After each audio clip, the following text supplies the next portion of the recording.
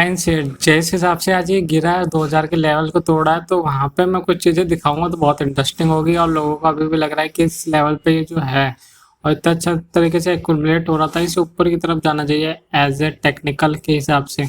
लेकिन आपको ये भी ध्यान में रखना होगा कि यूएसए के इलेक्शन चल रहे हैं और वहाँ पे रिजल्ट आएंगे हमारे एक्सपायरी वीकली वाले टाइम पे, जो काफ़ी ज़्यादा इफेक्ट कर सकते हैं। और अभी आज तो निफ्टी बहुत शांत था, लेकिन हमारा बैंक निफ्टी काफ़ी ज़्यादा उछल्ले मारा और निफ्टी ने कहा भाई तू मेरे बराबर तो आजा, दोनों साथ में गिरेंगे जब यूएसए के इलेक्शन के वहाँ से रिजल्ट अनाउंस होंगे। तो रिलायंस के बारे में बात हो रही है, तो रिलायंस के बारे में ही बात करेंगे। और रिलायंस का आपको पता ही है अकेला खींच देता है पूरे निफ्टी को।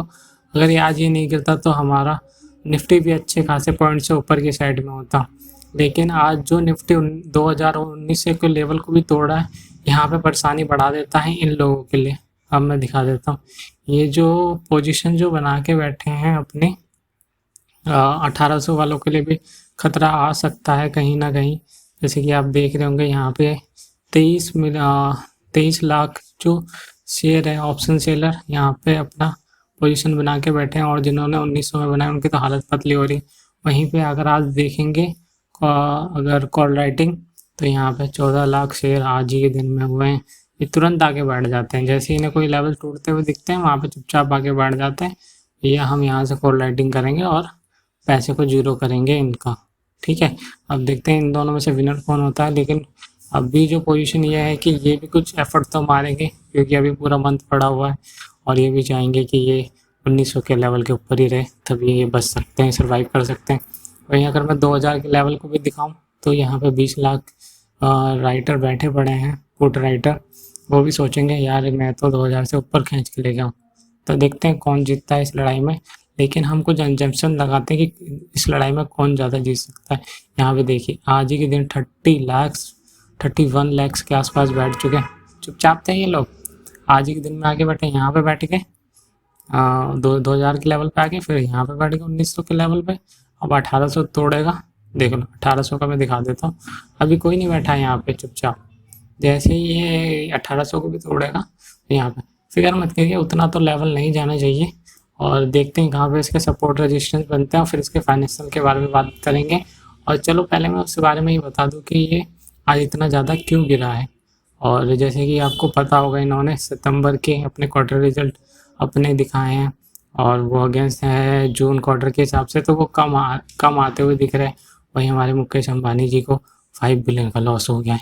5 बिलियन का लॉस मतलब एसेट में उनके डिक्लाइन हुए, एसेट मतलब उनके शेयर्स का जो प्राइस है वो 2000 से नीचे गया है। तो ये ऐसे गंदी सी शक्ल लेके आ जाते हैं कि भैया कि इनको फ़र्क पड़ रहा है। अरे घंटा फ़र्क नहीं पड़ रहा, बस इनके एसेट में थोड़ा सा ऊपर नीचे हुआ। टेक्निकल्स की बात कर लेते हैं, जैसे कि मैंने कुछ यहाँ पे अगर आप देख रहे होंगे इस जगह की कहानी जो है, यहाँ पे लोगों को लगा कि यहाँ पे इसने अच्छी तरह एक्यूमुलेट हुआ है, यहाँ पे अच्छे से ले रहा है। जैसे यहाँ पे कि मैंने ये जो बनाया डब्बा बनाया है, ये पूरा का पूरा इस जगह पे लोगों को लगा कि अच्छा खासा जो है कि ये ऊपर की तरफ निकल सकता है। मैंने यहाँ पे ट्रेड लाइन खींची और फिर आपको कहाँ निकल जाना चाहिए वहाँ पे मैं आपको दिखाता हूँ। यहाँ पे अच्छा खासा दिखाया वॉल्यूम के साथ में बढ़ते हुए, अब लगा ये तो 2500 2600 3000 के लेवल पे पहुँच जाएगा, क्योंकि यहाँ पे एक्यूमुलेट हुआ है। यहाँ से ऐसे ओके अभी ऊपर चला जाएगा। अब भैया तुमने ये तो देखा नहीं, यूएस के इलेक्शन भी आ रहे हैं, वहाँ पे भी कहानी पलटती हुई दिख रही है ज़्यादातर। और मार्केट के जो कुछ भी हालात होते हैं तो वहाँ पे नेगेटिव होने के चांसेस ज़्यादा हैं एज़ कम्पेरिजन पॉजिटिव होने के। तो यहाँ पे जो होशियार थे वो तो निकल गए। होशियार कौन लोग थे, अभी मैं उन लोगों को दिखा देता हूँ आपको कि होशियार वो लोग थे जिन्होंने कहा कि इसको अच्छे खासे रेट में यहाँ से देखेंगे आप अच्छा खासा बढ़ाया गया है। इस लेवल को मैं थोड़ा जस्टिफाई मानता हूँ कि इस लेवल पे ये जस्टिफाई था 1314, और इसको अगर बढ़ाना था तो इतने लेवल 1700 1800 के लेवल तक ठीक था। तो ये जो हाइक जो यहाँ से यहाँ तक दिया है ओवर ब्रॉड है।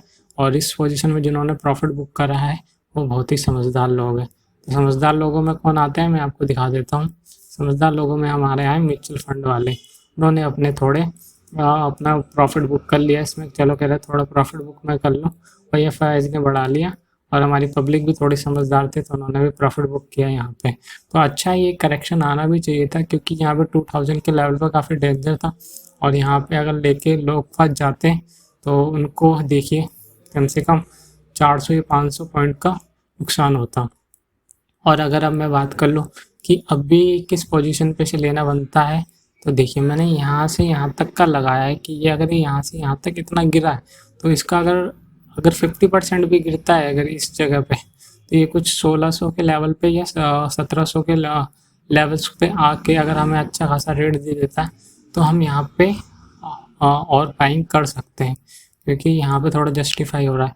लेकिन मेरे को लेने का इंटरेस्ट यहाँ पर है, यहाँ पर आएगा तो मैं तो अच्छी खासी पोजीशन अपनी लगा दूंगा, कैपिटल का 50% यहाँ लगा दूंगा। फिर भी अगर कुछ ज़्यादा नेगेटिव होता है तो फिर शेयर तो लॉन्ग टाइम के लिए बढ़िया है। अभी थोड़ा एडजस्ट करके ये सारी चीज़ें की गई है।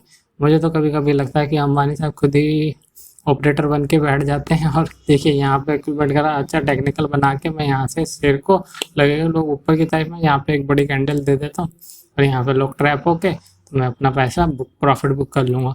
और फिर यहाँ पे अगर ये यहाँ पे गेम चलाते हैं, इसको यहाँ से यहाँ तक 1800 से 2000 के बीच में अगर रखते हैं तो अच्छा चांस है यहाँ पे लेने का। अगर ये 200 DMA इसको लेकर ऊपर की तरफ थोड़ा सा जाता है तो मैं यहाँ पे थोड़ा लेने की कोशिश करूँगा, क्योंकि अभी ये 200 DMA इसको काफ़ी टाइम से होल्ड करके रखे हुए। 21 अप्रैल से अगर मैं बात करूँ तो इसके ऊपर ये चल रहा है, तो ये अच्छा खाई बाइंग रेट है। और अगर इसको 200 को रिस्पेक्ट करता हुआ चलता है तो फिर से हमें 2100 के रेट मिल जाएंगे। अब बात क्या आती है ना, जैसे अगर मैंने कह दिया कि अगर यहाँ से ऊपर की तरफ जाए तो लोग कहते हैं मैं कॉल बाय कर लूँ, पुट शॉर्ट कर दूँ, यहाँ पे रिलायंस में लॉन्ग पोजीशन बना लूँ फ्यूचर्स में, ऐसा कर लो वैसा कर लो। अरे भैया देखो, छोटे टाइम में किसी को भी नहीं पता किस टाइम पे मूवमेंट करेगा, लेकिन ये जो फंडामेंटल टेक्निकल जो हमें बताते हैं उस हिसाब से बताया, वो टाइमिंग कभी नहीं बताते कि किस टाइम पे वो बढ़ेगा। और उसके भी चांसेस ज़्यादा कम ही रहते हैं कि टेक्निकल समय साथ देंगे कि नहीं देंगे। चांसेस रहता है आपके विनिंग रेशियो के ऊपर में कि कितना है आपका विनिंग रेशियो। जैसे टेक्निकल समय बता रहे हैं, अगर इस 200 DMA को तोड़ता है तो फिर पहले तो हम 1800 का लेवल नीचे की तरफ में जाएगा और फिर यहाँ पे कुछ सपोर्ट लेवल मैंने बना रखे हैं 1600 के आसपास में। अगर इसको भी तोड़ता है तो मैं तो इस लेवल पे लेने के लिए आराम से बैठा हूँ, क्योंकि यहाँ पे एक्यूमुलेट करने के लिए बहुत ही अच्छी प्राइस पे है और जस्टिफाई भी है। इस लेवल पे भी है, देखते हैं 200 DMA के ऊपर थोड़ा सा ऊपर बाउंस लेता है या फिर वहाँ से ये हमें फेक ब्रेकआउट दिखा के ऊपर की तरफ में जाने की कोशिश करता है कि नहीं करता। अगर यहाँ पे अगर ये रिस्पेक्ट करा इस चीज़ को 200 DMA को, तो ऊपर की तरफ हमें 2000 का लेवल भी क्रॉस करते हुए दिखेगा। और ये लोग तो पागल तो बैठे नहीं हैं, ये भी चाहेंगे कि इनके ऊपर ही रहे, 1900 के लेवल के ऊपर ही रहे।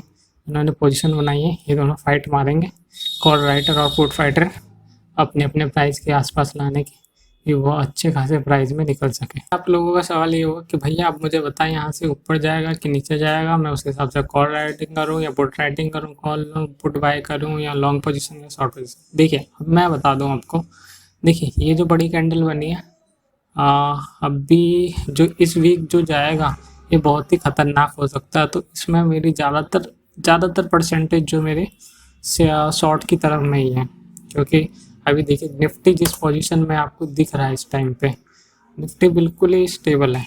और वहीं हमारा बैंक निफ्टी ऊपर की तरफ इसने बड़ी कैंडल दिखाई।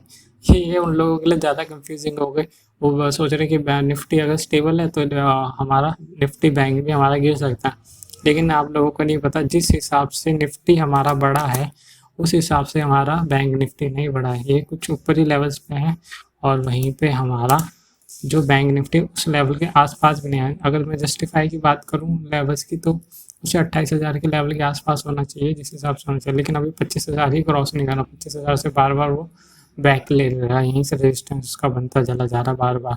तो इस लेवल के ऊपर अगर 26, 27, 28,000 में मेरे को लग रहा है कल बैंक निफ्टी थोड़ा पॉजिटिव में हो सकता है, या फिर जिस हिसाब से मूवमेंट हुई यूएस इलेक्शन की एक्सपायरी के टाइम पे, वीकली एक्सपायरी के टाइम पे, तो वैसे ही काम करेगा। और निफ्टी जैसे काम करेगा, आपको विक्स भी बता देता हूँ। विक्स भी अभी थोड़ा नॉर्मल ही चल रहा है। मेरे को लग रहा है ये 200 DMA को ऊपर रख के इस EMA के आसपास तो आएगा ही, मतलब इसके 43-40 के तरफ आएगा तो हमें अच्छा खासा निफ्टी में जिस डायरेक्शन में अच्छा करेगा तो विक्स उसे अच्छी तेज़ी की तरफ में ले जाएगा। वहीं अगर फ़ायदा करेगा उन लोगों के लिए जिन्होंने ऑप्शन बाय करके रखा है। अभी ऑप्शन सेलिंग करने का कोई इरादा मत रखिए। अगर वीकली में काम कर रहे हैं, एक्सपायरी में, तो काफ़ी ज़्यादा नुकसान होता है। लेकिन फिर वही बात आती है, भैया रिलायंस के बारे में जानना था, मैं रिलायंस के बारे में बता, तो मैं रिलायंस के बारे में ही आप लोगों को बता देता हूँ। जैसे ही निफ्टी अभी स्टेबल हो रखा है और निफ्टी को अभी बचाया किसने है, बैंक निफ्टी ने पूरी तरह से, क्योंकि अभी दोनों भाई बराबर तरीके से आए हैं और दोनों ही अगर जैसे इलेक्शन आपको पता ही है नेगेटिव की तरफ ज़्यादातर इसका मूवमेंट है, तो यहाँ से थोड़ा सा गिरने के चांसेस हैं। तो अगर ये गिरता है निफ्टी तो हमारा रिलायंस भाई भी उसके साथ में थोड़ा गिरेगा, और अगर 1800 के लेवल तोड़ता है तो देखते हैं स्ट्रॉन्ग मोमेंटम किसके टाइम पे है। और अभी पूरा मंथ पड़ा हुआ है आपका, मान के चलूँ मैं, तो अभी अच्छा खासा 26 तारीख को एक्सपायरी है, तो अभी तो है आपके पास काफ़ी अच्छे खासे दिन, 15-20 दिन है। और ट्रेडिंग डे की बात की जाए यहाँ पे मोमेंटम दे सकता है, तो वही मैं कह रहा हूँ अगर ये 200 EMA के ऊपर में रहता है, इस वीक में तो शॉर्ट सेल का ही रखिए, ठीक है। इंट्राडे में थोड़ा थोड़ा अगर बनाते हैं पोजीशन तो वही करिए। और इस बार का जो थर्सडे है एक्सपायरी वीकली का, वो देखने का काफ़ी इंटरेस्टिंग रहेगा, किस मोमेंटम में जा सकता है मार्केट, और रिलायंस भी हमारा उसी तरफ से जा सकता है। और अगर मैं बात करूं कि भाई फाइनेंशियल जैसे आपको दिख ही रहे होंगे कि इसके थोड़े से नेगेटिव में आए हैं, तो उसी हिसाब से आपको पता ही हो कोरोना टाइम पे अभी कोई निकल नहीं रहा था, तो उस हिसाब से डिमांड भी नहीं है। और ग्लोबल की भी बात कर ली जाए तो वहाँ पे भी ऑयल को लेकर काफ़ी ज़्यादा प्राइस के लिए धक्का मुक्की हो रही है, तो उसको किस रेट पे रखना चाहिए, अमेरिका अपने अलग रखना चाह रहा है और ट्रम्प के अपने अलग है, बिडेन के अपने अलग है, उसी हिसाब से चीज़ें चल रही हैं। तो इसी हिसाब से इस शेयर पे इम्पैक्ट होने वाला है, क्योंकि ये ऑयल पर डिपेंडेंट है अभी भी, क्योंकि इसमें अभी ज़्यादातर पार्ट इसका ऑयल का ही है और टेक्नोलॉजी का पार्ट अभी थोड़ा सा कम है। तो इस हिसाब से अगर ये थोड़ा सा इस पे स्टेबल रहता है, अगर इस वाली जगह पे कंसोलिडेट होता है तो हमें ये चीज़ कर सकते हैं, यहाँ पर रेजिस्टेंस, यहाँ पे सपोर्ट। अगर लेकिन इसको तोड़ता है तो मैं तो फिर इस रेट का इंतजार करूँगा 1600 या 1650 के आसपास में, यहाँ पे थोड़ा सा सेल लूँगा, 10-20% कैपिटल लगाऊंगा अब अपनी। और यहाँ से अगर थोड़ा नीचे आता तो यहाँ पे मेरी 50 से 60% कैपिटल लगेगी। तो इस हिसाब से कुछ रेट होने वाले हैं, और उसी हिसाब से आप अपनी एडजस्ट कर सकते हैं कॉल पोजीशन या फिर पुट पोजीशन जो आपको बनानी है, लॉन्ग पोजीशन फ्यूचर्स में, या फिर अपने कैश में लेके बैठना चाहते हैं या एवरेज करना चाहते हैं चीज़ों को, उस हिसाब से चीज़ आप कर सकते हैं। आपके माइंड में कोई सवाल चल रहे रिलायंस से लेके, जैसे ये आप ज़्यादातर सवाल यही होते हैं कि इस लेवल से ऊपर मैंने लगा 2100 2200 के ऊपर में, तो अभी क्या करूँ। देखो यहाँ पे लोग कहते हैं कि अभी ये नीचे जाएगा तो क्या मैं बेच दूँ, कैपिटल हटा के अगर और नीचे जाएगा तो मैं वो कर दूँ। देखिए ये पोजीशन कभी भी सही नहीं होती कि आप इस लेवल पे हैं यहाँ पे बेच दीजिए। ये तब बेचा जाता है जब कंपनी बिल्कुल ही ख़राब चल रही हो, जैसे कि आपको जीई पावर के बारे में पता होगा। अब तो हर वीडियो में उसका जिक्र जरूर करता हूँ, अब पता नहीं कितना गिर के धरती में गड़ेगा, पता नहीं कहाँ जाएगा, पता नहीं। लेकिन अगर आप इस पोजीशन में हैं और शेयर अच्छा है तो उसे बेचिए मत इमीडिएटली। और अगर कुछ स्पेसिफिक लेवल या आपके स्टॉप लॉस के आसपास आता है या फिर उस रहता है और लगता है कि फंडामेंटल्स का वीक है, तो वहाँ पे निकालना ठीक रहेगा, कैपिटल सेव करना ठीक रहेगा, अगर कुछ भी क्लियर नहीं होता है। लेकिन हमें यहाँ पे पता है कंपनी अच्छा परफॉर्म कर रही है, और आपको पता ही है कि अंबानी साहब हमारे रिटेल इन्वेस्टर का पैसा डूबने नहीं देते हैं। मतलब इतना नहीं लूट लेते कि रिटेल इन्वेस्टर से ही लूट ले पूरा का पूरा। हाँ, वो अपने प्रोडक्ट्स के द्वारा ज़रूर लूट लेंगे, वो अलग बात है। लेकिन अगर मैं बात कर लूँ कि अगर यहाँ से आप पोजीशन बनाना चाहते हैं तो क्या करना चाहिए आपको, इस लेवल्स को आप स्क्रीनशॉट रख लीजिए, इस पोजीशन में आपकी आती है तो इस हिसाब से अपनी एडजस्टमेंट करें। कि आपके माइंड में कुछ सवाल है तो मेरे से पूछ सकते हैं कमेंट में, वो वहाँ मैं के मदद करने की पूरी कोशिश करूँगा।